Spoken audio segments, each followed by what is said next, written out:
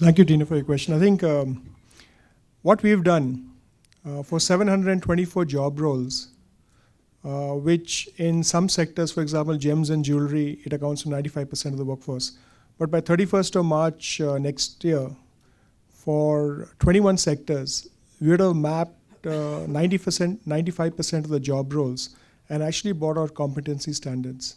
That means what is an employer looking for a person that they want to employ, whether it's an MBA, and there are 10 levels. Level 1 is 9, level 2 is 10th class, level 3 is 11th, 12th, and 10th is PhD. And we're trying to map job roles to that.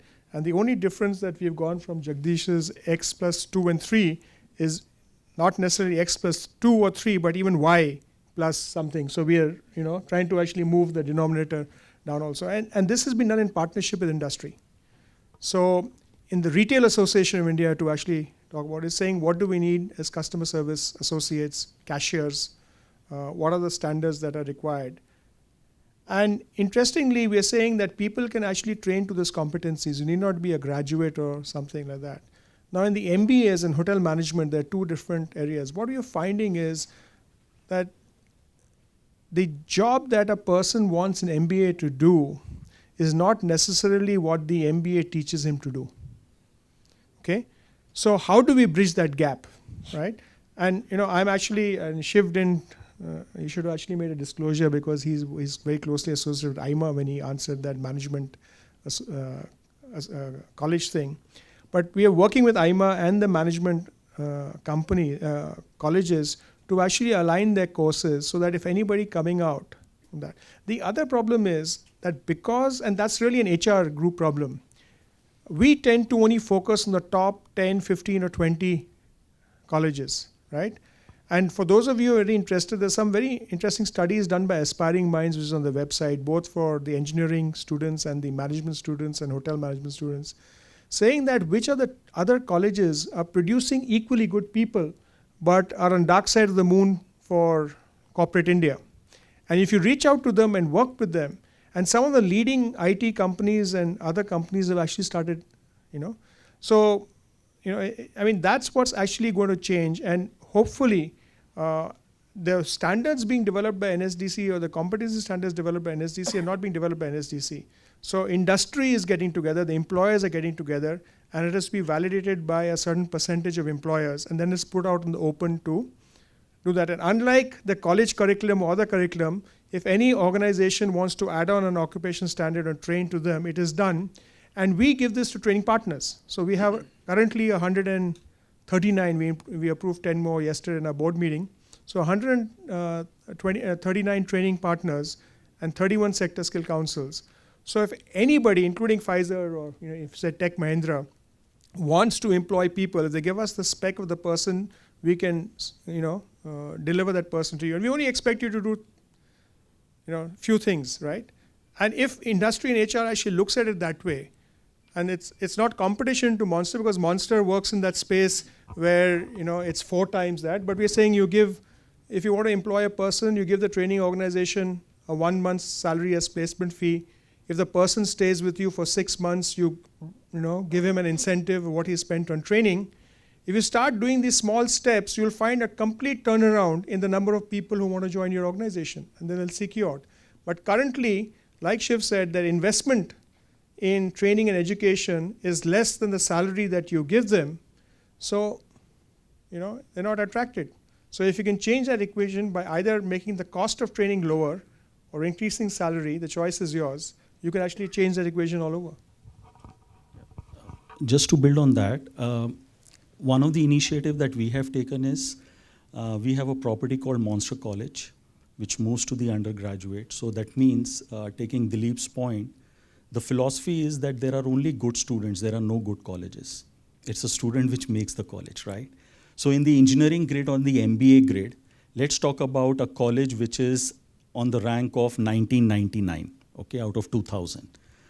Are we saying in that college, there is not even one student who can be hired? That's not the scenario. So I think the way things work is, and we are doing a very interesting case with Tech Mahindra as well, because, and we understand a corporate challenge. You need to go to premium colleges. You need to build an employer brand. You need to give pre-placement talk. And you need to hire people, right? But that hiring from top 100 colleges is not going to fulfill your demand. So what's going to happen next? So what we have as a monster.com value proposition, the same thing you have on the education side. So we will give you an aggregate of all students across engineering and MBA. You decide your requirement and you pick and choose and talk to the placement coordinator or to the student either through a video conferencing or a con call. And if the candidate is good enough, hire them. Number two, we did a very good case study with a company called Centel, which is a mid-size IT company out of Mumbai. And they give us a challenge saying that whenever they visit college, they are never given a 0 day or a day 1. They're always given a day 5 or a day 6. And by the time they go, students are picked up by the Infosys, the Wipros, and the TCS of the world.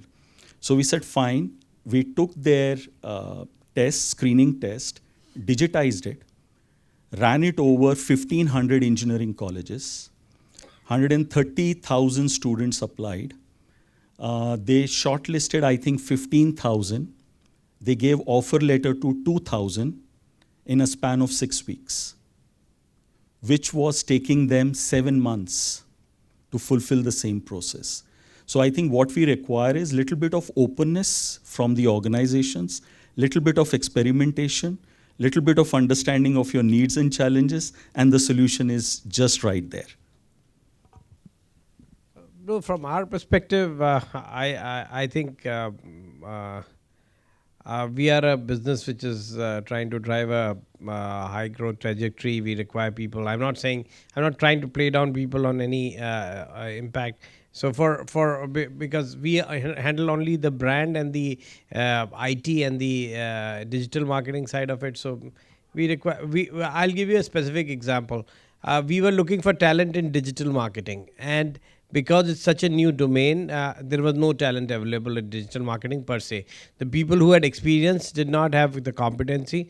So what we did was we applied one simple principle. I'm not from IIT, but the co-founder is, and we applied a simple principle: avoid type 2 errors, just go and hire from IT. Not the right thing to say after what has been said before. It's